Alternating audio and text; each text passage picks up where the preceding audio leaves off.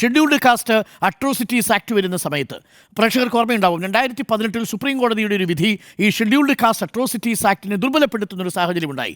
ആ സമയത്ത് BJPക്കുള്ളിൽ ഉണ്ടായിരുന്ന ഏറ്റവും വലിയ ചർച്ച BJPയുടെ അപ്പർ കാസ്റ്റ് വോട്ടിനെ നിലനിർത്തുന്നതിനോടൊപ്പം ഈ അട്രോസിറ്റീസ് ആക്ടിനെ എങ്ങനെ നേരിടണം എന്നുള്ളതായിരുന്നു.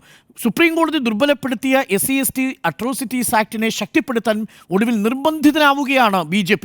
കാരണം 17% വരുന്ന scheduled caste population SC atrocities ആക്ടിനെ ദുർബലപ്പെടുത്തി BJPക്കെതിരെ വോട്ട് ചെയ്യാനുള്ള സാധ്യതയുണ്ടെന്ന് മനസ്സിലാക്കുന്നു. 2018 അന്ന് ശക്തമായിട്ട് BJP പ്രതികരിക്കുന്നു. അതിനുശേഷം നോക്കൂ, റിസർവേഷനുമായി ബന്ധപ്പെട്ട് 2024 നേരത്തെ സൂചിപ്പിച്ചതുപോലെ 400 സീറ്റുകൾ കിട്ടിയാൽ ഭരണഘടന ഭേദഗതി ചെയ്ത് റിസർവേഷൻ എടുത്തു കളയുമെന്നൊരു പ്രതീതി പ്രതിപക്ഷം ജനിപ്പിക്കുമ്പോൾ അതിനെ പ്രതിരോധിക്കാൻ വേണ്ടി സമയം ചെലവഴിക്കേണ്ടി വരുന്നു നരേന്ദ്രമോദിക്ക്.